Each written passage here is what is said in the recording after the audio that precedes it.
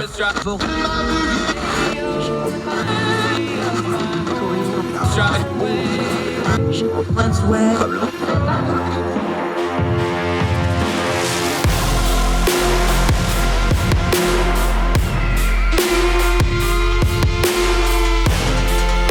host, Andrew Donaldson. This is Heard Tell.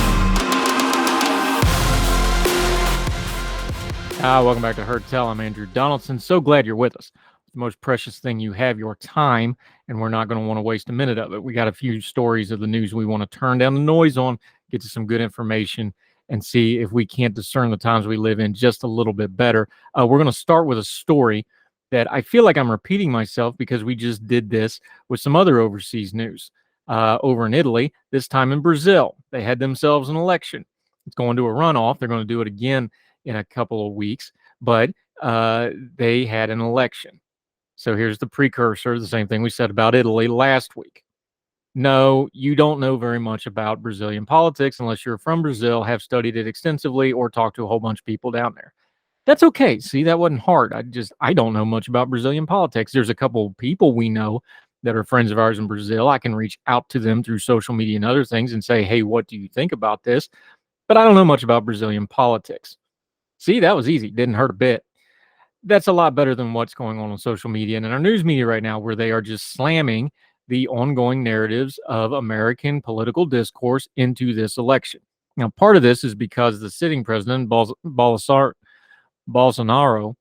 I'm probably saying that name wrong, apologize. The problem here is Bolsonaro has been completely and utterly paralleled to Trump at every turn in American media.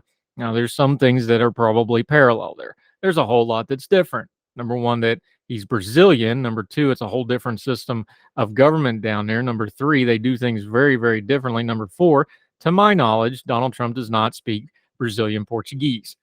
That list, by the way, goes down hundreds of things. They're not the same people, even though they may have a few tendencies that cross over.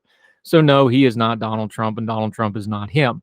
We have very lazy news media, and we have very lazy social media people. So that's the thing. Oh, he's the new Donald Trump. Now, he's got a lot of issues. If you look at the data in this election, for an incumbent person to get the numbers he's getting falling off means there's a big uprising in that country of folks that want to get rid of him. No, internet people, this is not the CIA's doing. Just stop it. If the CIA was a fraction as efficient at doing things in the world as Twitter thinks it is, they'd rule the entire world. They don't. Stop it. With Brazil, with Italy last week, with whatever country has an election in a few weeks we'll talk about then, with our own elections coming up in the midterms. Every state's a little different. That's why we have election experts come on the program. It's okay to just admit you don't know. It's even better to know that you don't know and not slam some narrative that you do know a little bit about, or maybe even less of, on top of it.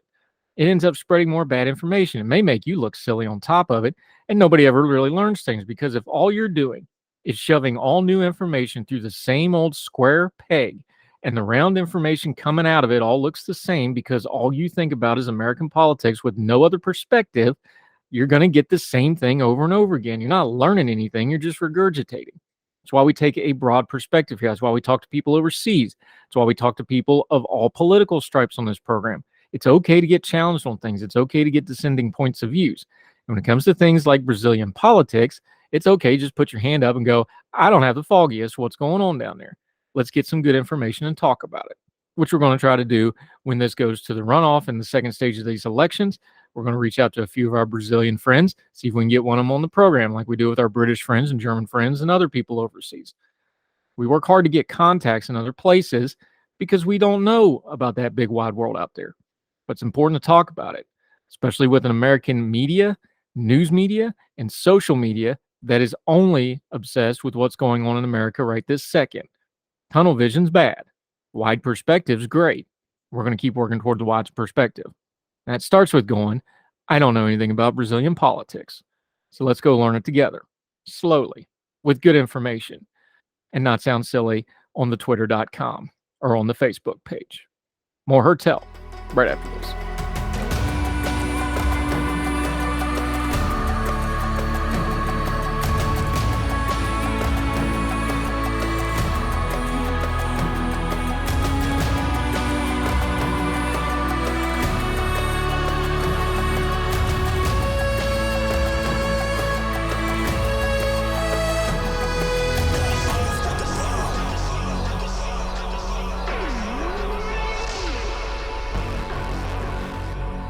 Welcome back to Heard Tell. Okay, this is one that I never thought I'd be saying out loud, but here goes. The Taliban has banned a video game for being too violent. No, seriously. For military times, you can't spell Taliban without ban. Boy, that writer really earned their pay on that one. And the current Afghan regime continues to live up to that reputation and then some, this time blocking a platform that once brought joys to the masses. Within the next 3 months, the Taliban will eliminate Afghans' access to the online video game PlayerUnknown Battleground, which is the nation's new leadership characterized as promoting violence and misleading youth, according to the mouthpiece press of the regime. The decision to block access to the game was made by the country's Minister of Telecommunications following deliberations with the national security sector and a representative from the Sharia Law Enforcement Administration, perhaps the most robust coalition of video games are to blame boomers in human history. According to local reports, the regime has called the game a, quote, source of national moral panic for some time. It is also responsible for commandeering internet servers throughout the country, occasionally drawing upwards of 100,000 Afghan gamers at once, and reflecting the game's soaring popularity among teenagers especially. Afghan joins Pakistan and India as other countries to ban the game. An Afghan news reports service indicated they also include an imminent ban to the social media platform TikTok. Taliban has now banned more than 23 million websites and seized control of the country since August of 2021, often citing immoral content. As such, the use of VPNs has become increasingly popular tools to bypass online restrictions. They are changing their pages every day, the Taliban Minister of Communications told them. So when you block one website, another will activate. Here's to the VPNs and the internet, the modern-day Hydra of Lerna. That was written by John Simpkins, a little tongue-in-cheek, but a serious thing. Look, yeah, banning video games isn't the biggest thing in the world. Things like banning girls from going to school, the brutalization of women, the murder and outright slaughter of all their enemies when they took back the country. This is a brutal, repressive regime and long-suffering Afghanistan people, some of which is our fault, by the way, and we've said so before, is mounting. And them taking away video games is just a small slice of it. And although there's a little bit of humor in this piece, there's nothing funny about what the Taliban is doing to those people. And mostly, the West, and especially America, has forgotten about it. Because as soon as we didn't have to watch it on TV, we don't want to think about it anymore. We should be reminded. People over there suffering, not just from internet access. More Heard Tell right after this.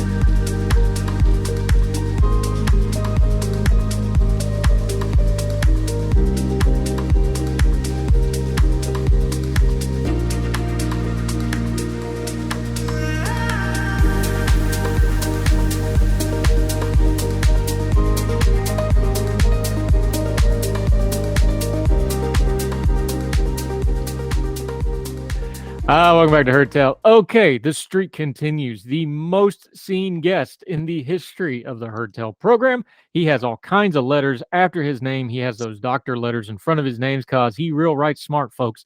Dr. Michael Siegel, love to have you back on, my friend. We're going to talk a little science today. How be you, sir? I am good. How are you? I'm fantastic. I'm glad to be actually talking science with you because last time, a couple times you've been on, we've been talking really heavy-duty stuff. Let's talk about something non-controversial like the weather. Now, I do ask you about this because occasionally on your Thursday throughputs, you touch on things like climate science, like climate change, like the environment. We finally had a major hurricane, been a little while. So here we go again. Are hurricanes getting worse? Are they not getting worse? Is climate change making them worse? Is it not making it worse? What do we do with this? Because every time we have a hurricane, it seems like we're discussing this over and over again. Well, unfortunately, the answer, those of you who know me and how I tend to answer these questions, the answer is Yes and no. Theoretically, according to the science, hurricanes should become worse because of global warming. It's not clear whether they will become more frequent, but with global warming, you get warmer seawater, and we are getting that. There's no, whatever you think about global warming, whether you think it's a hoax or whatever, the ocean is warming. That's happening. And we are also getting more water vapor in the air. That's also not in dispute. Sea levels are rising, also not in dispute, whatever you think of global warming. And these combined should theoretically make hurricanes more intense, make them ramp up faster, make storm surges worse. The problem with looking at whether the data agree with this is that hurricanes are stochastic. What that is a fancy way of saying they're random. You can't predict them. You can't even, it's even hard to predict what a whole season of hurricanes is going to do, least of all when a single one is going to occur. And so I once saw a lecture by Michael Mann, who's one of the foremost climate scientists, and his hurricane predictions tend to be the most accurate. And he said the reason is because they just try to predict the number of hurricanes. They don't try to predict how many severe storms they're going to be, because that's kind of a fool's errand. They're just so random and so unpredictable, you can't do that. Now, on average, we get 14 named tropical storms in the Atlantic every year. But that's not a normal year. Sometimes it varies. Sometimes we get as few as 7. Sometimes we get as many as 20. And so saying whether we get 1 or 2 extra, or whether we got an extra intense one, category 4 and 5 hurricanes are very rare. So then you're talking about 1 every couple of years or something like that. Saying whether you're getting an increase is really hard because they are so rare. You're talking about rare events. Hot days are something that's a much better metric of measuring the effect of global warming, because there's 365 days a year, and we can measure them over the whole planet. And so we can say there are more hot days than there used to be, that the temperatures are going up. But with hurricanes, that's much more, or just tropical cyclones is probably the more accurate term to use here. They're much more difficult to predict, much rarer, and so you don't get these things. Now, both sides can claim to have evidence to support them. 2020, for example, was the most active year we've ever had with Atlantic hurricanes. We had 31 named storms. 2005 was second place. We have had a few more Cat 4 and Cat 5 hurricanes in the last 20 years than we had in the previous 20. We also have, in consistent with theory, storms forming a little earlier and a little later in the season than we used to. We've had them forming a little further north. We just had one hit Canada a couple weeks ago, which is kind of unusual. And there is some evidence that they are intensifying a little more rapidly than they used to. But the people who say it's not doing it can also point to the fact that the long-term trends are flat. We've had spikes before. We've had bad years. Before the 1970s, the records are a little spotty because we didn't have satellites, so you had to rely on them hitting land or being reported by sailors. But in the 1940s and the 1920s, we had really bad years. So you can't just take 2020 and say, yes, this proves it, and so forth. And ultimately, this is still up for debate. The one thing you can't say, and I see this argument a lot, and it's a bad one, is that hurricanes are getting more costly. We're getting more and more money damage. That's not a problem with hurricanes or global warming. That's because we're building more stuff where hurricanes hit. You're in North Carolina. I've been going to the Outer Banks for years, and that place has gotten very, very built up over the last 20 years. This is a place that's regularly hit by hurricanes. Fort Myers, there was a article on that, on how they've massively increased the amount of people and the amount of buildings they have there. That place is regularly leveled by hurricanes. And so we build stuff where hurricanes hit. We have government bailouts when things are destroyed by hurricanes. And then we say, I wonder why we're spending more on hurricane disasters than we ever have before. So that has nothing to do with global warming. Yeah, let's do some perspective here. Dr. Michael Siegel, he'd be a scientist joining us. Part of the thing here is you're talking about all those named stores, and people are like, well, what do you mean we had all these named stores? I didn't hear about them. Let's do a big picture perspective. You just talked about the building perspective. We'll get into that in just a second. The Atlantic Ocean is a really big place. And when you're talking about a storm system that predominantly they start basically off the coast of Africa and then work their way across, and then there's an unlimited number of tracks and courses and severities. There's so many variables on these storms before they even get to the tropical depression stage where they start kind of halfway tracking them. Put a little perspective on that. You're an astrophysicist. Look down from the satellite, from the space station, just looking at that map. Put some perspective on that, because we just like, oh, it's coming into the coast and it hits America. There's a lot before it ever gets to that point, and that's why you can have 30 storms and nobody in America knows about them, because none of them actually hit our coast. This is a big area. This is a lot of natural stuff going on. We have a little bit of a perspective problem here, don't we? Yeah, and it's not just the Atlantic, the Pacific. You also get tropical cyclones in the Pacific. We don't hear a lot about them because the main area that would be under threat is Australia, and they're protected by a barrier reef, which sort of breaks up the storms before they get hit. So that's why most of the time when you read about this, they'll talk about tropical cyclones, because that combines the Atlantic and the Pacific. Most of the most of the Earth is covered by water, and most of these storms will stay over the water, dissipate over the water, or if they hit, will hit places that aren't America, and we have a tendency to ignore it. Yeah, and you talked on Twitter this week about how hard Cuba got hit, and no one's talking about that because it's Cuba and because Florida got hit, and so we're concerned about that. But there are countries that get absolutely devastated by this.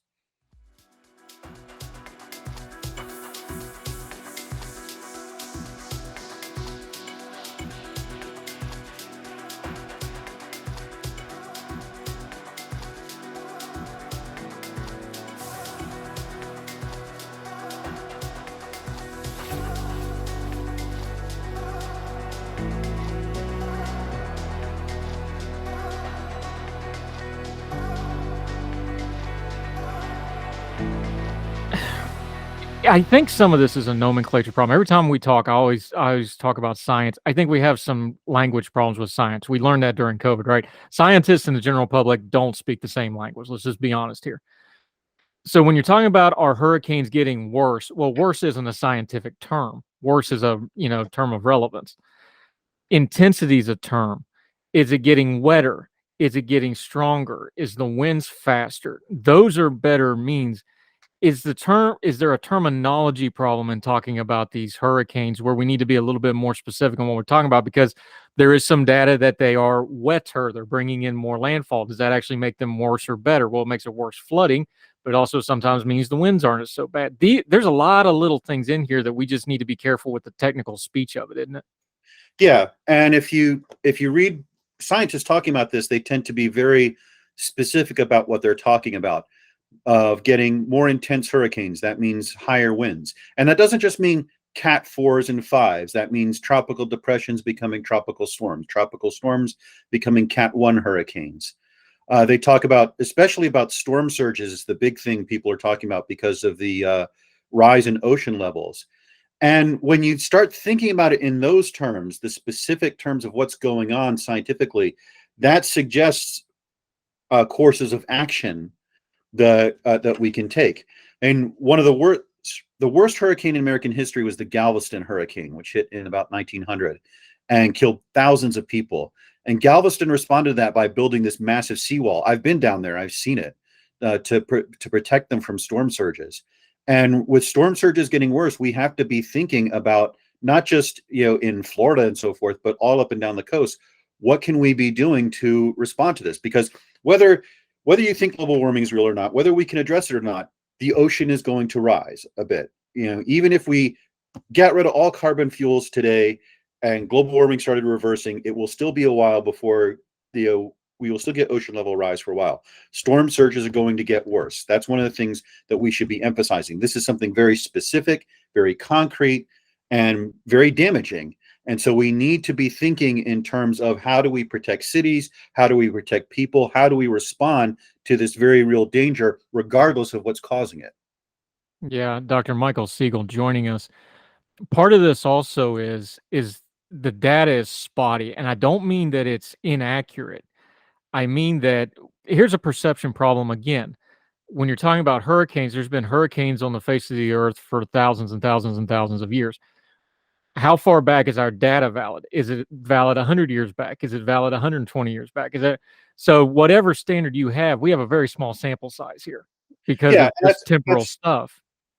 Yeah, and that's what I was sort of saying at the beginning, that there, some years you only get a few hurricanes, some years you get a lot, and so it's hard to build up the kind of data you need to really answer these questions specifically. In terms of how far back our records go, we have satellite data starting in the 1970s. That's where I would say we're 100% accurate.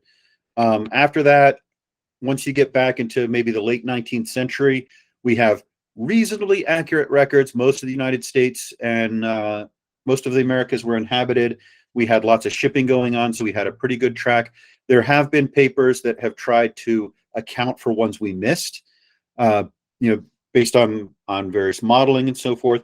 And they show that we probably missed some, but it turns out we probably didn't miss a lot before we started putting up satellite data. So I would say the record is fairly accurate, and it does show in terms of the number of storms over the last century, it's been kind of flat, or at most increasing by one a year or something like that.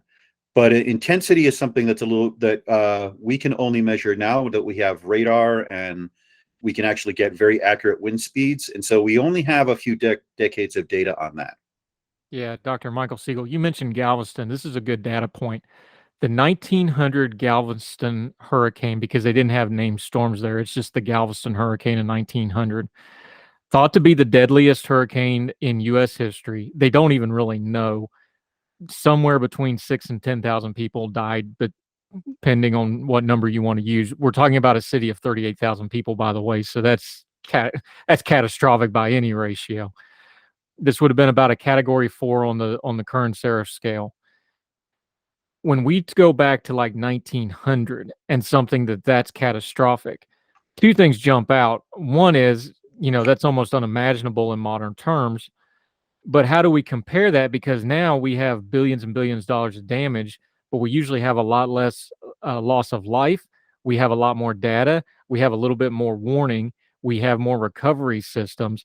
Just compare those two from, oh, hey, this boat out in the ocean says there's this big old storm coming, to now where it's a 6 to 10 day media event on the national news when a hurricane shows up. There simply is no comparison between the two. What we have now, and especially since the 1970s, is this systematic data that allows us to measure these things to great accuracy, to make these predictions. And you talked about unpredictability. I mean, we always see these hurricane tracks and how it's very difficult to figure out where and when they're actually going to hit. If the Galveston hurricane was probably a Cat 4, but that's not a particularly intense hurricane. It hit a very vulnerable city. It had a very large storm surge, and it had a city that wasn't really prepared for it, but that is now. And that's just not something we have comparable to today. Buildings and so forth are more likely to be destroyed now because we've built more things in hurricane paths. But because we have evacuation, because we have mass transport, because everyone has a car and can get on the road and get going. I was in Texas when a hurricane hit Houston, and it was kind of bad because the roads got clogged with people evacuating, but it was just as powerful as the hurricane that hit Galveston, but the deaths were in single digits because they were warned, because they were evacuated, because our homes are built more safer now, and so on. Yeah, Dr. Michael Siegel joining us. Now, one thing that's gotten better, we can't predict when these things start, but one of the things that we have figured out is once we're tracking them, these hurricanes tend to follow previous tracks. If you go back far enough, you can usually find another hurricane that maybe went at least along the same path. Now, the intensity is different, the size of the storm. That's the other thing about these hurricanes is, like, if you have a 150-mile wide hurricane and a 400-mile wide hurricane, those are two very different things. Intensity levels are different, but we've got enough data now. You said, back through the 70s with satellites, we've got these pretty well mapped now. Even Ian, it looks very similar to like Hurricane Charlie and a couple other hurricanes. Once we start tracking them, now we've got some really good data sets to make some decisions based off of. Yeah, we can have more focused evacuations. We can have things in place. We can look at the Waffle House Index to see what's going on, and so forth. I mean, just to give you an example, a real life example that my family was familiar with, Hurricane Camille hit Biloxi, Mississippi in 1969 and did an amazing amount of damage. My father, who was in the Air Force, moved there, and I was maybe 2 years old when we went there in the mid 1970s. And in 1974, Hurricane Carmen came in and whomped Biloxi again. But the damage was way less because they learned from Camille what to do, what not to do, how to evacuate, who to keep around, and so forth, and so on. So, yeah, we know just way more about them than we used to. And yeah, they do follow familiar tracks, but you can also they do have a tendency to move and so forth, and to be unpredictable. But the narrowness with which we can have evacuation orders and so forth, that does help, especially because if you tell people a hurricane's going to hit and you evacuate them and it misses, that makes them less likely to obey a future evacuation order. If you can narrow that down and just evacuate people in a region that is particularly in danger, and they come back and they see the devastation, they say, okay, that was a smart idea to follow the evacuation order. And so having that predictability, even though I think a lot of climate scientists would faint if I said that we have that predictability, but having better predictability than we used to, and being able to much more narrowly focus our efforts at evacuation and relief and so forth, I think gives a lot more credibility to the warnings and the advice that we give people.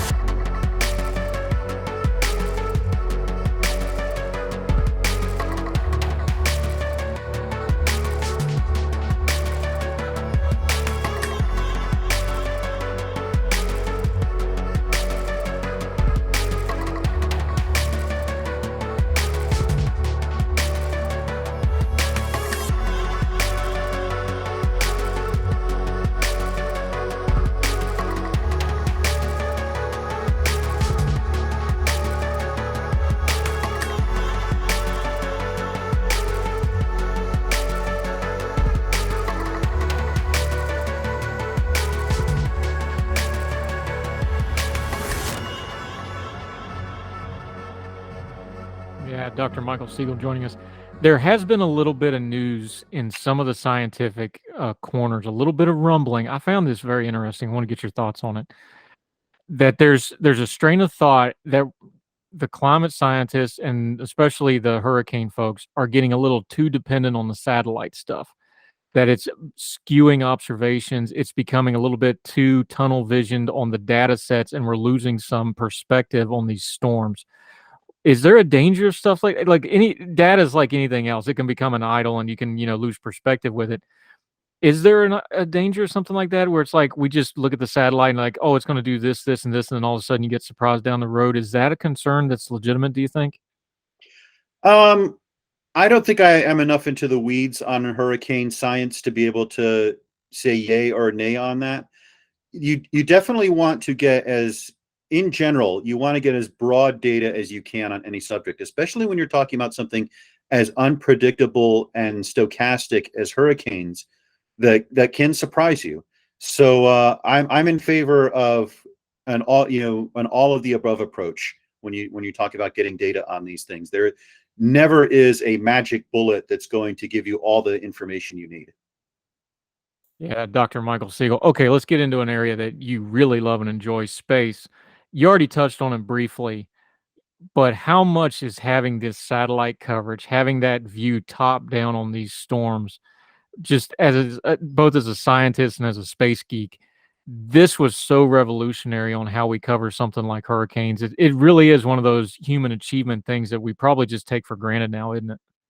Well, just how we cover weather in general. I mean, our understanding of the weather patterns, of the climate overall, of what's going on Earth is so dramatically improved by being able to go a few hundred miles up and look down on it.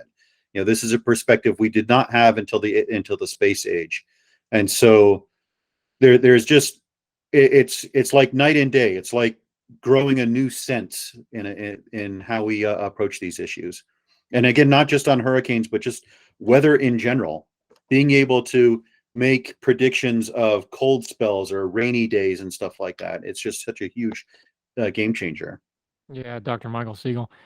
It still strikes me as funny because when we talk science stuff, we all learned in, elementary school science that most of the globe is water, and yet we don't really think about it as water until we get a hurricane or something. And most of the damage from the hurricane is not the wind, it's the water, it's the flooding, it's the, the massive amounts of rain. Why do we have that cognitive dissonance that we don't understand that we basically live on a water planet with land sparsely scattered around it instead of the other way around? I know that's just kind of ground into us as the human condition, but I just always found it interesting. Is there a scientific basis to that? Is like why we don't pay more attention to the oceans than we do? That's a tricky question. I would say it's mostly because most of us don't live near the oceans anymore. Most of us don't even live near rivers anymore.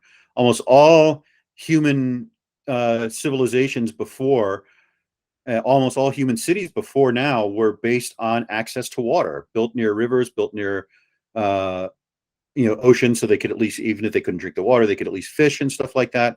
And that was how primary trade was done. We have now cities that basically couldn't exist unless they had massive dams bringing water into them. And so I think that's changed our perspective a bit. Yeah, Dr. Michael Siegel joining us. Okay, something a little more fun when it comes to the weather, though. I've been on this tear about it, and I want to get your expert scientific opinion. I can't stand the meteorologist going out into the hurricane for the live shot. It drives me nuts. We literally almost got Jim Cantori killed this time because he got hit by the tree branch, and people were like, "Oh, it's just a tree branch." No, you don't understand. A 3-inch splinter and 150-mile-an-hour wind will cut you in half. Like, this is dangerous stuff. I don't want to get overly self-righteous, but to me, and I was talking on radio this morning about this, you cannot say this is serious information that we got to get out to people and then make it a spectacle at the same time, because people are just going to naturally process those two things differently. What's your thoughts on it, though? It's more of a cultural issue than a scientific one, but yeah, I absolutely agree with this, that having them out there when this is something you can get with cameras, you don't need a person out there to be getting thrown around by the wind and so forth. And yeah, I saw the same clip you did, and I was kind of appalled by it. But yeah, and a tree branch, let me give you another perspective on that. When we lived in Biloxi, there was a crew that would go around taking coconuts off the trees. And my parents always wondered why they were doing that. And then when Carmen came in and hit, they could hear acorns hitting the side of the building like cannonballs. And it was like, oh, that's why they take them all off the trees, because they'd be smashing buildings with that stuff. Anything in that kind of wind becomes a deadly projectile. And he's very lucky he didn't get seriously injured or killed by that, because that's people get killed by branches just falling on them. One picked up and thrown 150 miles an hour. He's very lucky. And I think that should be, we've been talking about this for years. I think that should be a wake-up call to people. Look, just stop. We don't need it. It's not adding anything to the conversation to send someone out there and have them struggling to stay up in 150-mile-an-hour wind just to show how intense it is. It's going to add to the conversation when somebody gets worse, or God forbid, hurt worse, or something else happens. I'm looking out my office window right now. We were nowhere near the worst of the storm, and a 60-foot pine tree laying across my front yard from this thing. Like, you just can't play with storms, folks. Just show them respect, stay at them, stay out of their ways. It's ridiculous. Yep. I absolutely agree. Dr. Michael Siegel. Okay, on a very happy note, I'm always happy to plug your stuff because you're brilliant, you're a good friend, you're an excellent writer at ordinary-times.com. You are now a YouTube superstar. You're in the money, my friend. You've got a subscriber count. Your latest that has gone viral, you did a thing on starships, rating them not only on scientific accuracy, but also the rule of cool. I loved it. I've got a couple ships that you didn't cover that I want you to for next time, but I'll keep those to myself. But let folks know about the YouTube channel, because that went big, and I'm glad it did, because it was great, great fun, and you did a good job with it. Yeah, it's just under my name, Michael Siegel Astronomy. If you put that in YouTube, you'll find me. I'd been sort of had about 150 subscribers and was getting 100, 200 views per video. And then this one just popped up, I guess, probably in people's recommendeds. And so as of right now, it's had 25,000 views and I've gotten over 1,000 subscribers. And it's basically, yeah, I took 20 spaceships from various science fiction franchises and talked about whether they were scientifically accurate or not, but also gave them bonus points if they were cool enough for me to ignore some of the scientific inaccuracies. And it was a lot of fun to make. I didn't expect it to be that popular, but apparently people really loved it because I think in part because they can argue with me about which ones I got wrong and tell me which ones I need to include in the next one. I'm actually now obligated to watch The Expanse because the Rocinante from that series is the most requested spaceship by far. Yeah, I know one of those people that's a mutual friend that's probably bugging you about that too, but we'll leave their name out of it.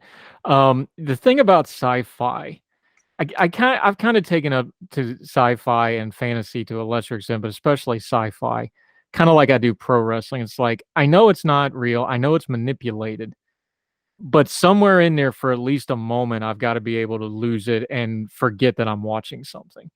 That's just kind of my own standard. I know rule of cool or whatever, but I was like, for somewhere in there for at least a moment, I've got to forget I'm watching a show.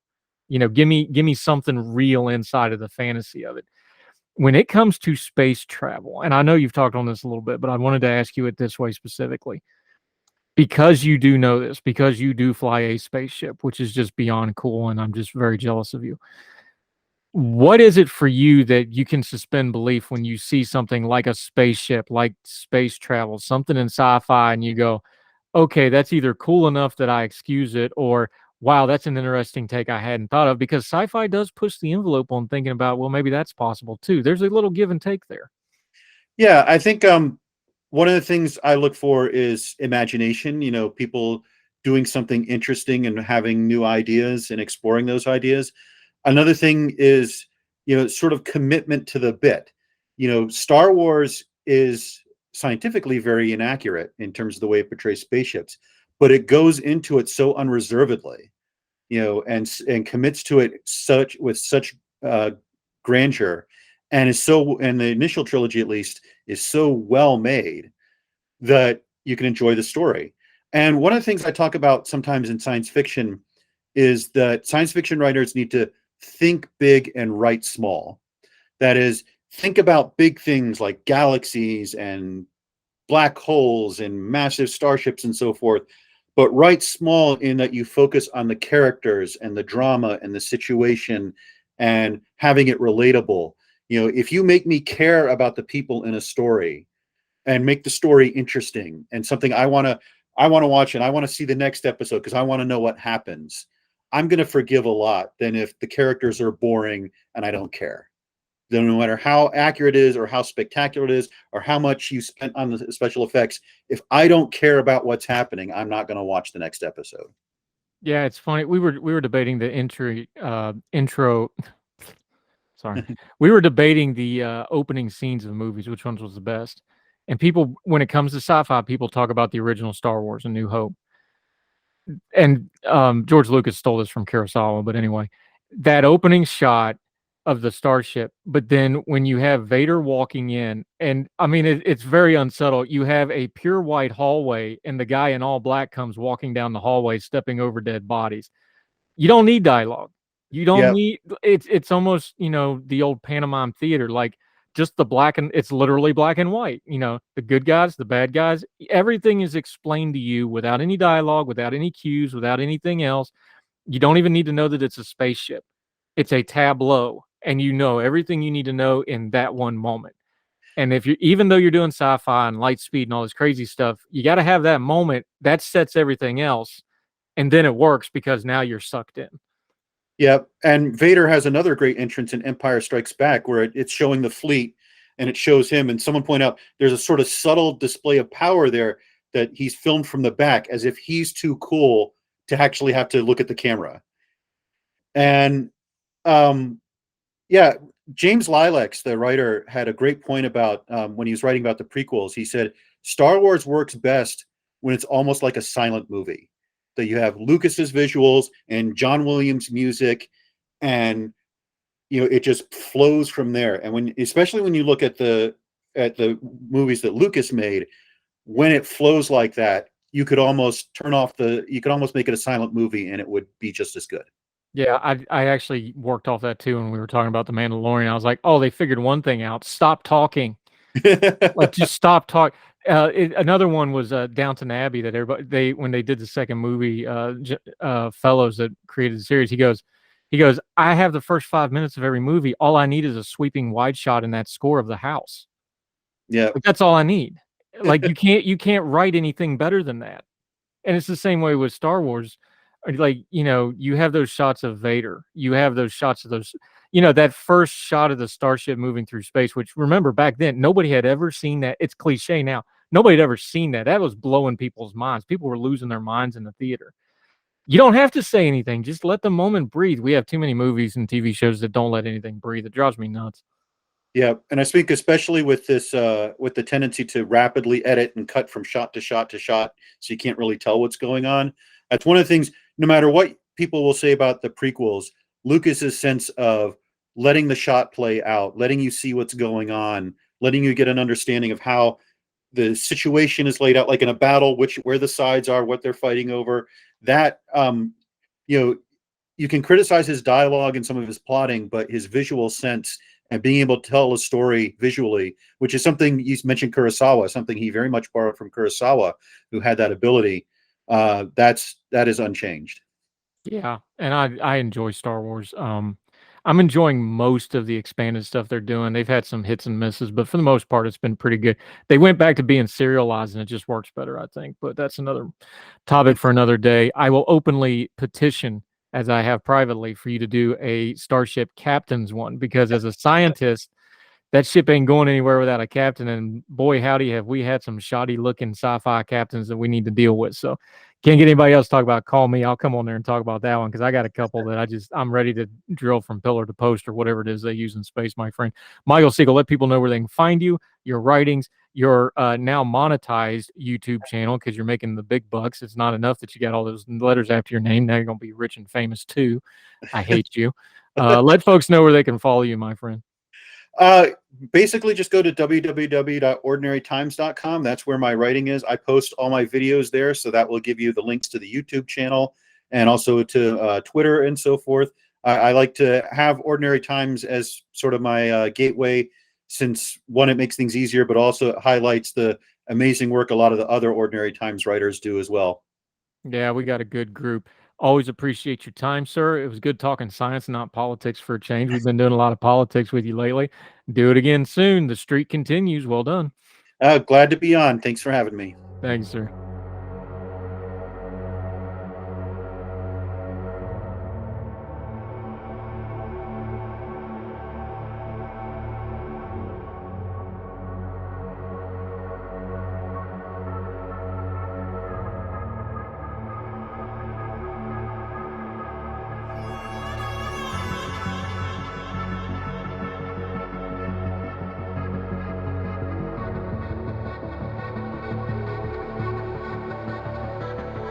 Back to Heard Tell. I'm Andrew Donaldson. We try to usually end on some kind of a good note when we have time to. Remember the ALS Ice Bucket Challenge from a couple of years ago? I know that was 20 or 30 viral things ago, but it was a big deal back in 2014. God, it doesn't seem like it was that long ago. Took social media by storm. This is from The Blaze. The challenge consisted of a participant being doused by a bucket of ice water poured over their head, and while the challenge was intended to raise money and awareness for funds for ALS research, some questioned just how much of an effect such a fad could have. Well, the ALS Association reported last week that $2.2 million of the funds that were raised were invested in the development of a new drug just received Food and Drug Administration approval. The drug, previously referred to as AMX0035, is now called Revivir. Look, I can't pronounce it. It's an R with a Y and a V and an RRI, and us hillbillies can't roll our R's, so just trust me. It's Relivrio, maybe? Close as I can do, folks. And was developed by Amylax Pharmaceuticals. See, now I can't even see pharmaceuticals because I messed up my R's trying to say the other things. When I say hillbillies can't roll their R's, I mean it. Anyway, this approval provides another important treatment option for ALS, a life-threatening disease that currently has none. It's a brutal disease. Dr. Billy Dunn director of the Office of Neuroscience in the FDA's Center for Drug Evaluation Research, said the ALS Association credits the Ice Bucket Challenge with being a significant reason why this drug was developed and able to be developed and tested. We thank the millions of people who donated, participated, and enabled us to invest in promising therapies like AMX0035 that will immediately help people living with ALS, says Catalina Ballas, president and CEO of the ALS Association. This is a victory for the entire ALS community, which came together to advocate for early approval of AMX0035. We still have a lot of work to do, but we're off to a good start. The new drug is not a cure for the fatal disease also known as Lou Gehrig's disease after the baseball player. However, the drug does slow down the effects. The Ice Bucket Challenge has transformative in the field of ALS genomics. We built one of the largest resources of ALS whole genome sequence and data. As resources have been shared with partners all over the world, it is accelerating ALS gene discovery and has led to the largest ALS sequencing study in the United States, said Himalay Patnani. I'm just doomed in this segment, folks. Can't pronounce anything. I apologize. Director of the Center for Genomics and Neurodegenerative Disease at the New York Genome Center.